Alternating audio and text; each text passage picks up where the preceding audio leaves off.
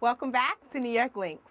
Now here's Jeanille Bonterre with this week's news update. I'm Jeanille Bonterre for Zync TV New York Links with your weekly Caribbean news update. Topping off our headlines, it was a 2.5-hour emotional farewell for late Barbados Prime Minister David Thompson on Wednesday morning as his grieving family, friends, cabinet colleagues, regional leaders and politicians, dignitaries, musicians and thousands of Barbadians came together at Kensington Oval for his funeral service. Overcast skies and light rain set the tone for the sad goodbye for the country's sixth leader as Thompson's flag-draped casket was borne on a gun carriage in a procession through the streets leading to Kensington Oval. Barbadians lined the streets, choosing to stand through the rainfall.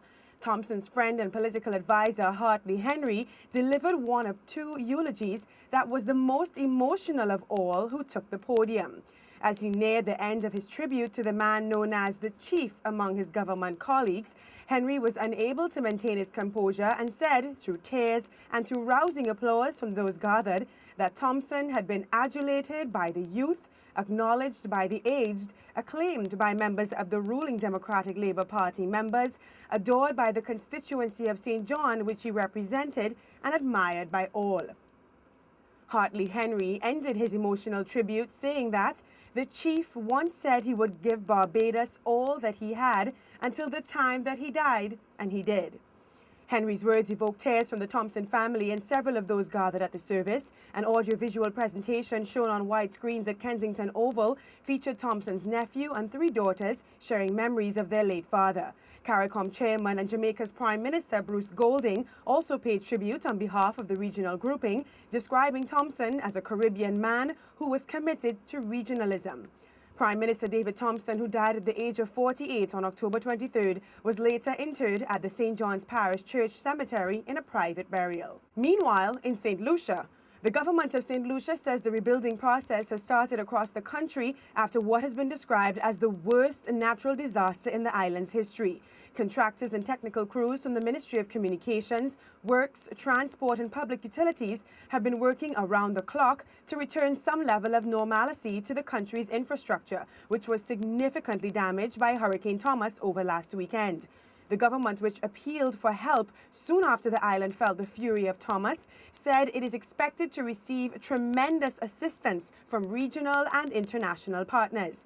France has already agreed to assist the island with search and rescue for missing persons in the town of Soufrière, and the Caribbean Catastrophe Risk Insurance Facility has announced that it expects to make a U.S. $3.2 million payout to St. Lucia under the insurance scheme. Tourism and Civil Aviation's Minister, Senator Alan Chastanet, says St. Lucia's two airports are now fully operational and power will flow to 90% of the country by this weekend. The majority of businesses resumed operations this week, and cruise ships will resume calls to the island from today. It is believed that at least 14 people have died in St. Lucia. The government has estimated that the damage caused by Thomas could surpass EC $100 million, which is US $37 million. Hurricane Thomas has also caused millions of dollars in damage in Barbados, St. Vincent and the Grenadines. In Trinidad and Tobago, opposition Keith Rowley is among a wave of people who've criticized Prime Minister Kamla Persad-Bessesar for her statement that the twin island nation would have to get something in return for helping Caribbean neighbors affected by Hurricane Thomas. On Monday, Prime Minister persad-bessesar indicated that her government had already mobilized 2 containers of foodstuff and would make a decision as to where to send it, but said there must be some way in which Trinidad and Tobago would also benefit, including through the use of local builders and companies in the country's restructuring efforts. She said she would discuss the aid issue with her cabinet colleagues and the opposition. Immediately after her comments were reported, there was a wave of criticism, with many bloggers from Trinidad and Tobago, Barbados, St. Lucia and St. Vincent and the Grenadines who were affected by Thomas, describing her comments as heartless and selfish. There were also some who supported her, though, insisting that Trinidad and Tobago had to look out for itself and that aid from the United States and other larger countries to the region also came with conditions. Though Trinidad was spared the brunt of Hurricane Thomas, there was damage in some parts of Tobago with flooding, landslides, damages to houses, and destruction on farms. And in news of the ongoing saga of the Buju Banton case, Jamaican reggae artist Buju Banton's retrial on drug charges has been rescheduled for next year to allow him to spend time with his family over the holiday season. United States District Judge James Moody set the case, which was to begin in December, for February 2011, but did not pick a specific date. The postponement was a result of a request from Buju's defense team, which is trying to put arrangements in place for the artist to take up the bail offer made last month.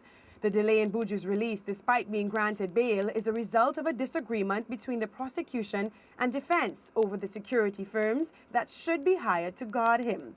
The conditions of the bail are that Buju pay for a 24-hour security detail, wear an electronic monitor, be restricted to his home except when attending court, meeting with his lawyers or seeking medical attention, and take drug tests. The singer, whose real name is Mark Myrie, has still to get bond in the immigration court to prevent his deportation since his entertainment visa was revoked when he was arrested in December last year.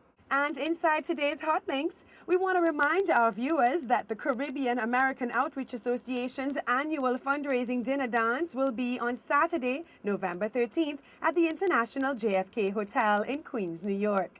The Caribbean American Outreach Association is a New York-based organization whose mission is to promote preventative health care and wellness maintenance within the 5 boroughs of New York, as well as in the Caribbean region, to promote civic participation and social responsibility and public awareness of issues surrounding HIV, AIDS, and other diseases, to provide access to affordable medications, and to establish an educational institution that will serve the community by empowering destitute families in developing the skills necessary to be self-supportive.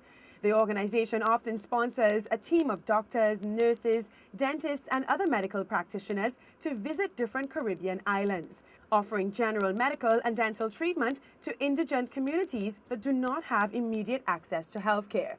At this year's fundraising dinner dance, there will be a fashion show, a raffle for a round-trip ticket to Jamaica, a weekend stay at Travelers Beach Resort in Negril, and a free workout for 2 months at Pedagret Athletic Club in Brooklyn. To support the Caribbean American Outreach Association, you can call 347-500-4551. That's 347-500-4551. Give as much support as you can. It's for a good cause. I'm Jeanille Bonterre with your weekly Caribbean news update. Stay tuned for more news and information right here on Zync TV New York Links. We are back after this message.